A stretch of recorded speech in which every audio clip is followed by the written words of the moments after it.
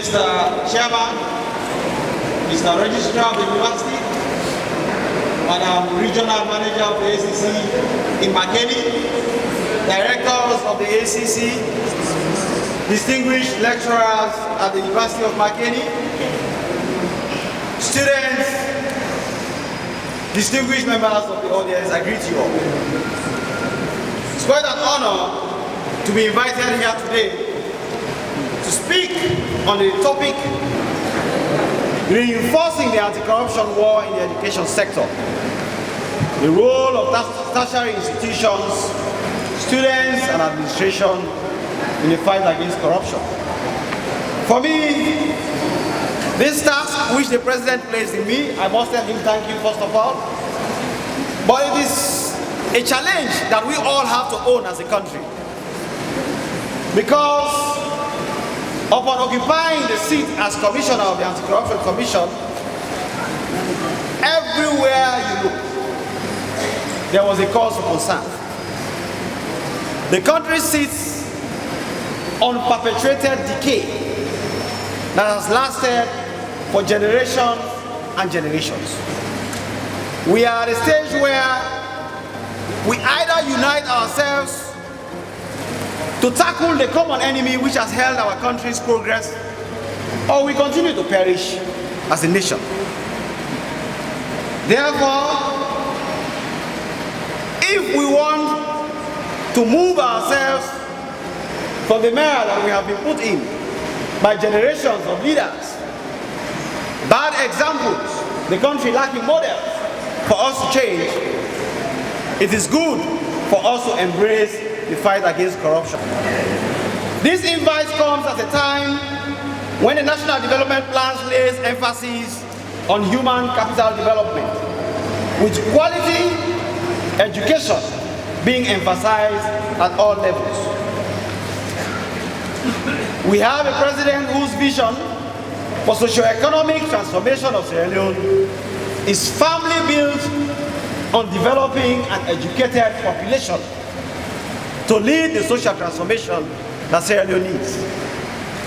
For a country that was once referred to as the Athens of West Africa, the choice of topic for this lecture is very apt, mainly because it is now very clear to all citizens that the values and hallmarks of integrity, discipline, and excellence which characterize our educational system has been consistently eroded over the past several decades.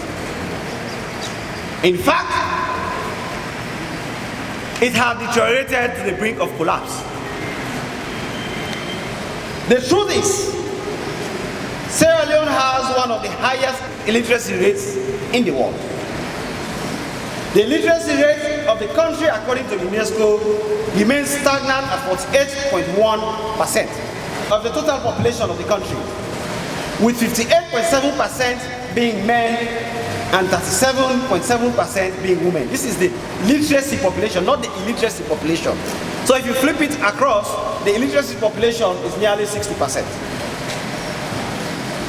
The most recent United Nations Human Development Index places the country among the bottom 10 worst off in the world.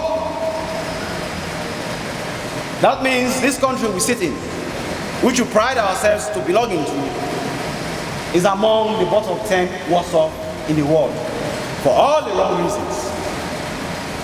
Regrettably, we are what seems to be a point of no return, as the standard of education and output continues to take a nosedive. The institutions of higher learning, as their lower counterparts, which means the universities as well as the primary and secondary schools, remain decayed and mostly dilapidated. There is a lack of adequate and proper facilities that will be useful to students in their chosen disciplines. Some of us, we studied out of the country. We studied in Sierra Leone, but also studied out of the country. And if you look at the facilities that we have in most universities, you'll be surprised how backward we are. There is a lack of adequate and proper facilities that would be useful to students in their chosen disciplines. We have a situation in this country where students are studying the sciences, for example, but the laboratories are not even equipped with the basic materials for their studies. We have people who study disciplines and they've never had engineering, say structural engineering, but they don't even have the right places where they can practicalize their experience. That is what we sit on as a country. The available faculties and disciplines remain few and mostly unprogressive. The disciplines we have in Sierra Leone, which people study, are so few. So we are scrambling over things that other countries have moved past. Most teachers or lecturers do not necessarily teach students well enough to be able to be competitive.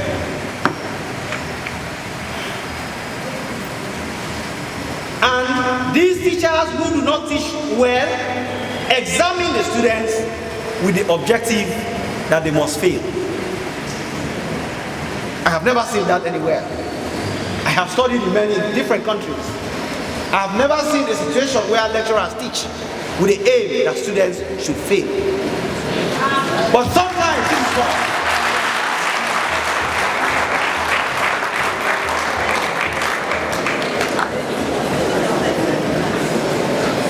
There is little incentive to attract qualified teachers. There is little incentive to attract qualified teachers to help raise the standard of the faculties in our universities. You may not believe this, but I sacrifice without any pay to be lecturing at the university. I currently lecture commercial law at the university because I wanted to help in working with the schools to raise the standards of the faculties and departments in my own way. So I still lecture as I speak with you 3 hours every week in the university at Frabe College in the law department. But I am doing it for free. For people to be able to provide their expertise, the education that they have over the years, it is not cheap. But we do not have as much incentives to bring them on board in the universities. So most times we attract people who are not well incentivized to be there to teach, although there are many people who, of course, with even the bad conditions, are sacrificing a lot to make sure that things improve. This is what we sit on. The level of political interference in admission of students and the recruitment of students and staff is scandalous. The administration of the respective schools and universities seem to have lost control of properly managing and disciplining their staff and students. Above all, majority of students are awarded lower class degrees that inhibit their ability to be awarded serious scholarships or gain admission into world-class universities. This is what is happening in Sierra Leone.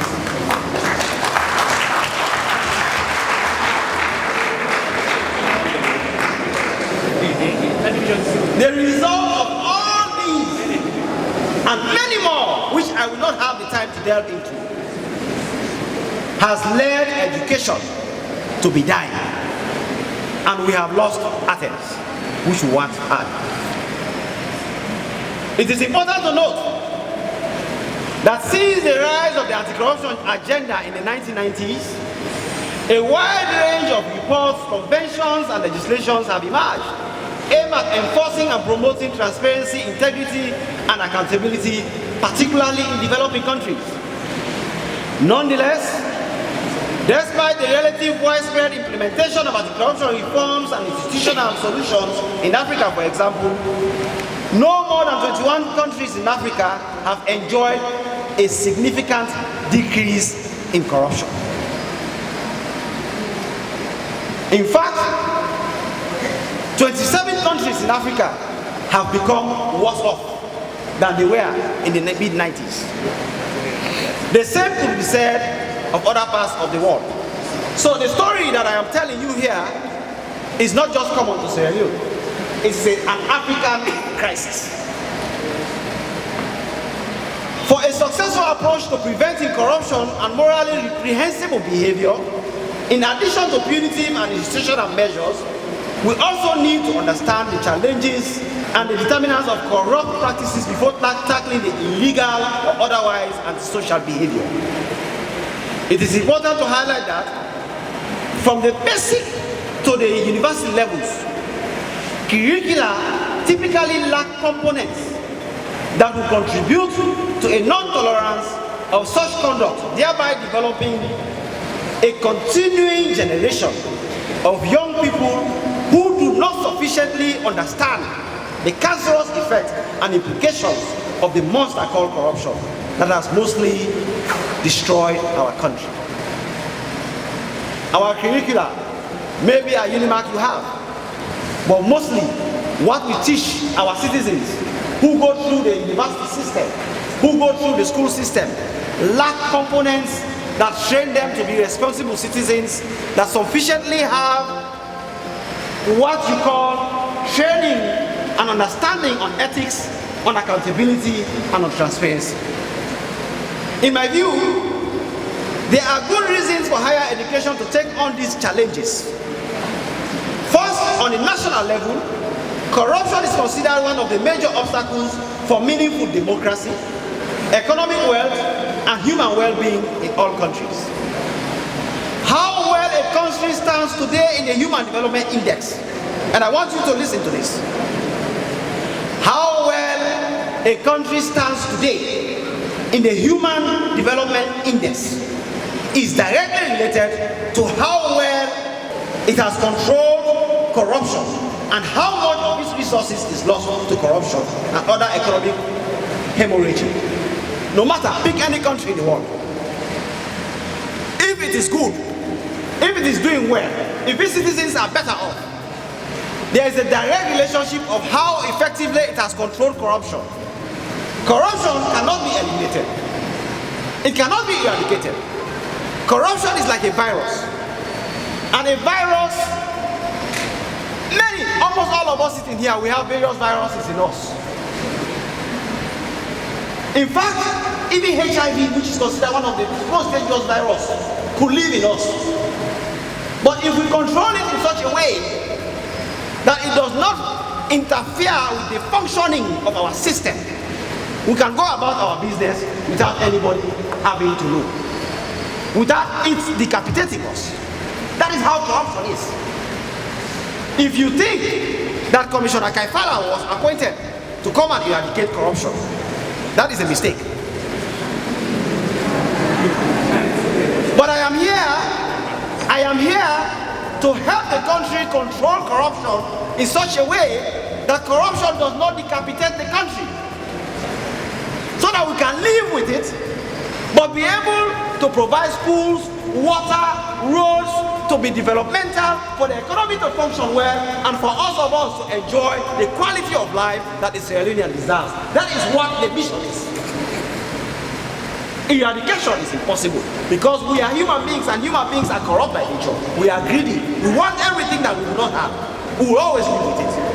But we make sure that those who go beyond the boundary understand that there are consequences for their action, and we take action on it so that other people can look at it and say, no, let me live within my means. That is the mission. Second, apart from direct costs, both petty and grand corruption erodes social trust and contributes to enforcing destruction and norms in society. As a social trust is needed in most undertakings of collective action, this can in turn undermine the ability of states to collect things like taxes. So basically that's it. Corruption basically is like this virus which you can live with. In the United States of America there is corruption. In Norway there is corruption. In Switzerland there is corruption. In Botswana there is corruption. But they have controlled corruption to such a degree that it is not damaging the fabric of the country, and the country is functioning. Third, societies governed by corrupt systems and unethical norms provide a breeding ground of economic crisis. Let me repeat this. particularly at the time when we are saying the gone dry. Societies governed by corrupt systems and unethical norms provide a breeding ground for economic crisis. Whatever the underlying causes of economic and financial crisis, many governments react to it by introducing what we call austerity measures. But that is not the solution. The combination of crisis and austerity is likely to amplify unemployment, poverty, inequality, which in turn directly and indirectly may lead to increased morbidity, mortality, and human suffering. So, if the system is already corrupt and you want to soak the ground by introducing austerity measures that you think can solve the problem, you are merely compounding the problem. Because it is corruption that is responsible for everything. You first have to tackle it.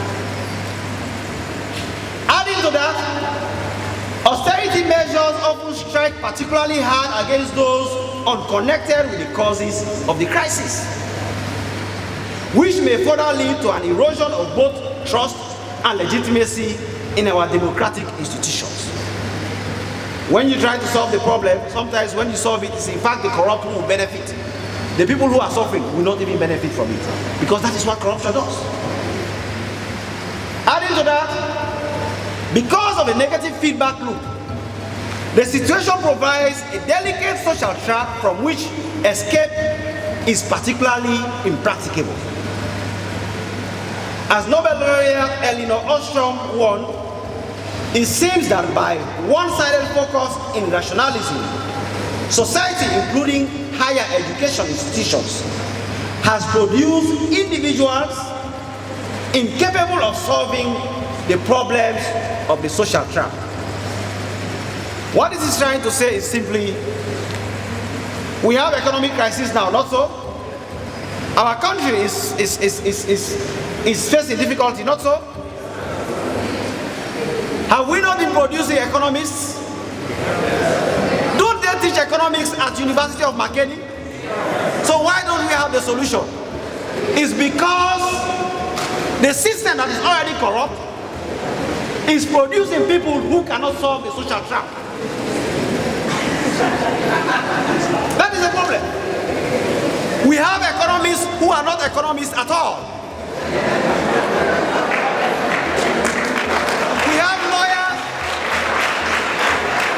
We have lawyers who are not lawyers. We have engineers who are not engineers at all. It's a problem. We have what we call economics, those who have studied economics, we call it the lemon economy. The lemon economy is a terrible state. You think you are buying oranges, but what you have is actually lemons. So somebody says, I am a medical doctor, woe betide you if you lie under him for an operation.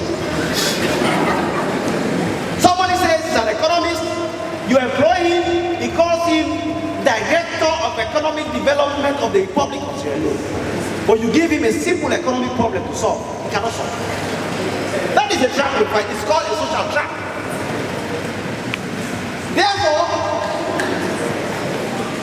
instead of continuing with an educational system that produces individuals geared towards narrow self-interest, higher education should adopt a more holistic approach with an emphasis on ethics and anti-corruption in an attempt to promote social capital and subsequently health and development. Let us stop producing selfish human beings. Basically, that's what it's saying. If you produce lawyers who have sufficient integrity, they will be able to deal with the affairs of their clients without defrauding them. If you produce economists who have sufficient integrity, they can deal with economic affairs without self-interest, and it will be good for the country. So the educational system has to be structured to produce that. Trust should be viewed as a social capital springing from the understanding that it is closely connected with economic efficiency and growth. As a collective attribute, social capital can lose only be defined as networks and norms that facilitate cooperation and collective action. Our universities are the hub for that cultivation. Nowhere is going to produce more people that can change the story of Sierra Leone than our universities. So the universities have to train youth students for them to act collectively as citizens to produce good for the country. But what we have is mostly, after a long while, you will see one very good scientist. But there are not many scientists around him for them to be able to combine their ideas together to produce good for the country. It's because our educational system itself is created in a way that does not foster collective action. As Nelson Mandela once put it, a country's future is only as promising as its next generation of citizens. And in his words, we can no longer sit and watch while many of our country's children are held back in a mire of ignorance and lack of skill. If we are serious about development and progress, we must restore the country to what it once was educationally, the Athens of West Africa. Only then can we consider ourselves to be closer to being ready to bring about socio-economic transformation within even a new direction. To start promoting social capital, we need to address the causes behind the causes. That is, the determinants of corrupt behavior. It seems likely that such behavior has its roots in the value system of decision makers at various levels within public and private sector, many of whom have been educated in our universities, where little emphasis is placed on ethical leadership. Our educational system. I studied my undergraduate degree in Sierra Leone. I went to school at the Sierra Leone Grammar School. I went through the system. What I was never taught throughout that period is ethical leadership. The following recommendations, which I am going to provide for universities, build on the assumption that trust is dependent on citizens' perception of the provision of public goods in society, such as social services, healthcare, legal services, but also perceptions of private providers of goods and services. If these are perceived to be uncorrupt, non-discriminatory, and reasonably effective, the recipient's generalized trust is likely to increase. If a majority of the agents, which means students, on the proving side of these interactions have received training in anti-corruption, ethical behavior, impartial behavior, it is possible that trust and social capital will be promoted, leading to a virtuous cycle which national health and development stand to benefit from. Therefore, if we are going to change the story of this country, there has to be a new approach to education, a new synergy for education, a rallying call for education. From the numerous interactions from which we infer our trust in others, it is clear that reaching out only to students of law and public policy will fail to have the desired effect. So when we are planning ourselves, most times we want to train the lawyers well because we think that they are the ones who will make our laws, they will be good. We want to train those who are doing public policy. You say, I'm going to FAM, Institute of Public Administration and Management. They are the ones who are trained on ethical leadership. That is a mistake. It's a serious mistake. Because in this country, there is no particular profession which occupies particular areas except those limited by law. So, in the banks, you have people who have PhD in history, who are managing directors of banks. You have people who did physics and chemistry, who are managers in our banks. You have bankers, they are trained to be bankers, but they are economists. You have engineers who are central to every procurement activity that happens in this country. We have doctors, nurses, administrators alike, who are all acting in various sectors, including the health sector or the business sector, whatsoever sector you go. You will meet somebody who is trained in some other discipline working there. Therefore, for universities or students to optimize their roles as drivers of change towards social capital and health and well-being, a whole university approach to promoting integrity and accountability is necessary. We recognize the university sector's potential as well as its responsibility to help shape the moral contour of society for the better. I therefore call on institutions of higher learning, which includes the university, to do the following. 1, we should endorse a cross-faculty approach to include components of ethics and anti-corruption in the curriculum. All curricula, whether it's for medicine, whether it's for law, whether it's for physics, whether it's for anything, should have some element of ethical training included in it. 2, we should encourage and facilitate the incorporation of ethics issues within our classes. Number 3,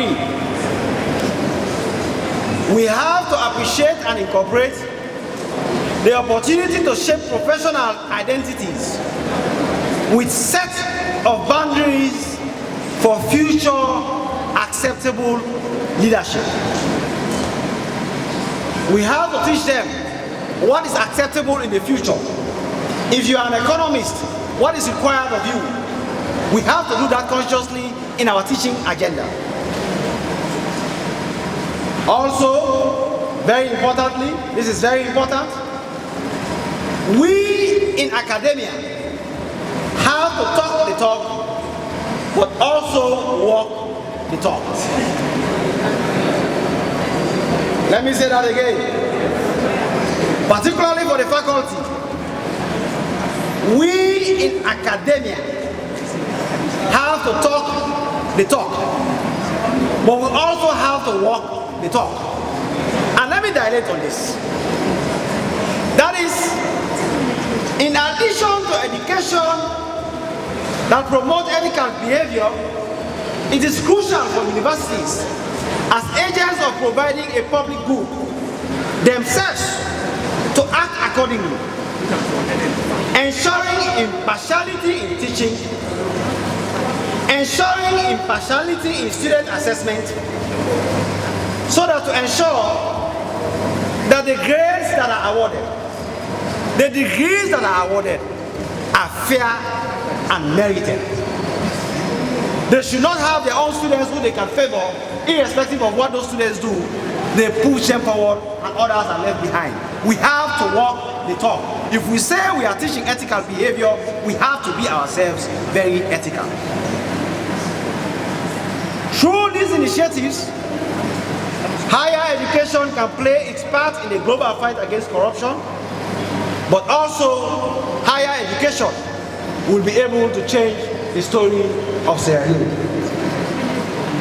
With all these in mind, and mindful of the fact that the educational sector is yet to catch up, we have redirected the energy of the Anti-Corruption Commission to capture them young. And that is why, more than ever before, the Anti-Corruption Commission is now playing a very active role in what is happening in our schools and in our universities. This is because of all this. With these principles as our gateway, we have introduced a robust attitude to fight corruption. Make no mistake, fighting corruption is war. Fighting corruption is war. And we have to fight it as such. So for all of you who were shocked when teachers who were caught cheating were taken to the court tree, is because the war was taken to those who were not listening. We have to fight corruption robustly. Fighting corruption is not for the faint-hearted. It is not for us to continue to baby corruption as a country. We have to understand that if we are going to succeed in the fight against corruption, even the boundaries of human rights have to be defined. So if people think that the Anti-Corruption Commission is going to be there distributing coke and sandwiches to people who are arrested, you should think again. That is the war. And we have to set the right examples so that we can create a generation that understands that there are consequences for our actions.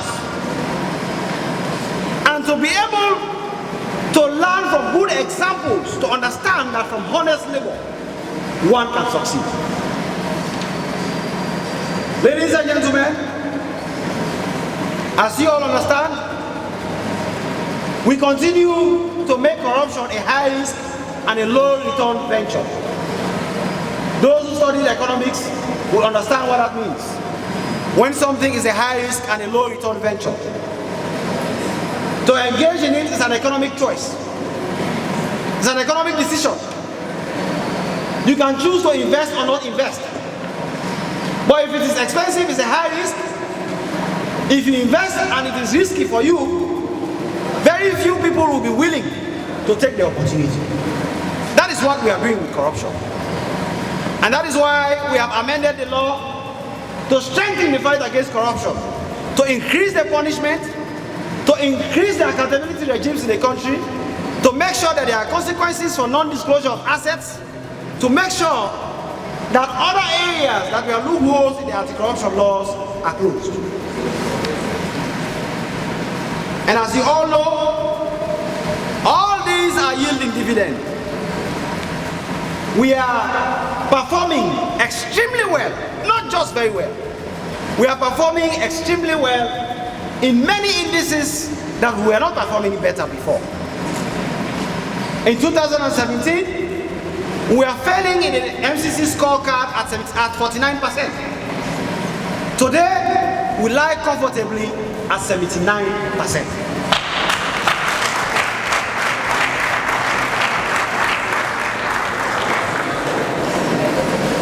In the Afrobarometer, which is another system of measuring what we are doing for the country, you can see corruption perception was as high as 80%.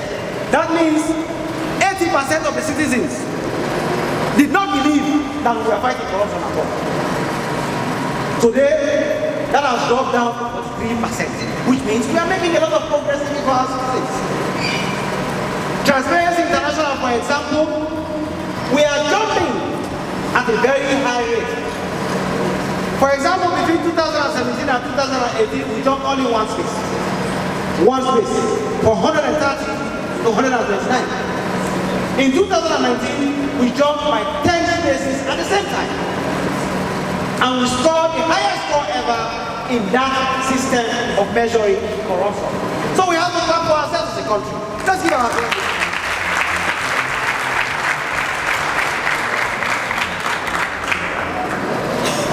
With all these happening, distinguished ladies and gentlemen, we have to understand that when we fight corruption together, whether it is in academics, whether it's at the national level, it is for the good of the country. I was speaking with your registrar moments ago, and what I was telling him is that there is no road in Sierra Leone where there is a gatekeeper standing to say, this road is only for Timni people. A Mende man cannot pass. There is no road in Sierra Leone that says, this road is only for a Mende man. A Timni man cannot pass. So when we make roads, we are making it for everybody. The same thing happens for hospitals. Is there anybody who knows of a hospital where there is somebody standing to say a Limba man or a Loko man or a Kisi man cannot enter? So when we build hospitals, we build it for everybody. But what is happening in Sierra Leone is that we are using these petty differences to mask the real truth. For us to unite ourselves in the challenge to confront corruption. So, our universities continue to be poor. I don't think there is any system at any university that records how many people from a particular region can be registered and how many people should not be registered. So if our universities don't have chairs because of corruption, we are only doing it to ourselves. When the taps cannot have running water, there is nobody at the Kuma Valley Water Company or the Salwako who is going about checking households that water should reach because they speak a particular tribe, because they come from a particular region. So when there is no water in those taps, one man decides to consume it and the rest of the country cannot benefit from it. And when you hold him to say, Mr. Kong, you were given $100 million to provide water supply in a particular section of society. Where is the money? He starts jumping to say, it is because I speak this particular tribe.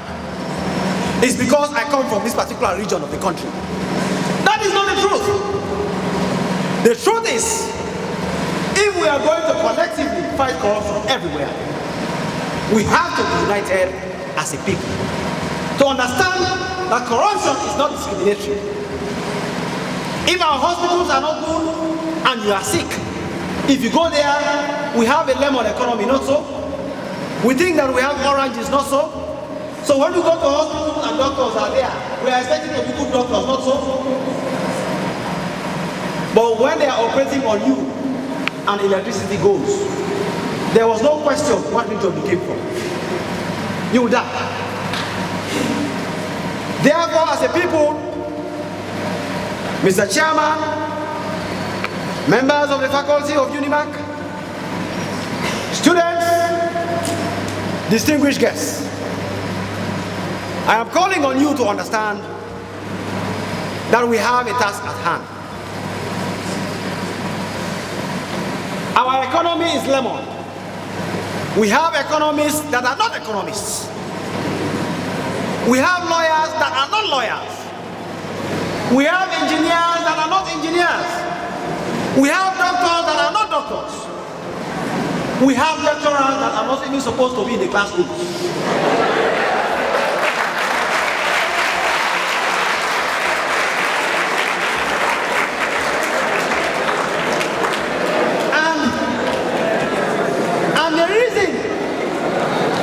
The reason why that is happening on a mass scale is corruption. We have to unite together. We have to stand firm. In conclusion, corruption is a common danger to our lifetime. We must eliminate or control it. With hope, with virtue, let us brave the rains, the sun. Let us endure the storms that are to come. But we must fight corruption so that our generation, our children, shall know that when we are tested, we refuse to let the journey end, and we did not run away with our backs turned on our society. We did not falter in our responsibility. We shall carry forth the fight against corruption. The fight for transformation of Sierra Leone starts with you and you and you. It's only together we can defeat corruption. I thank you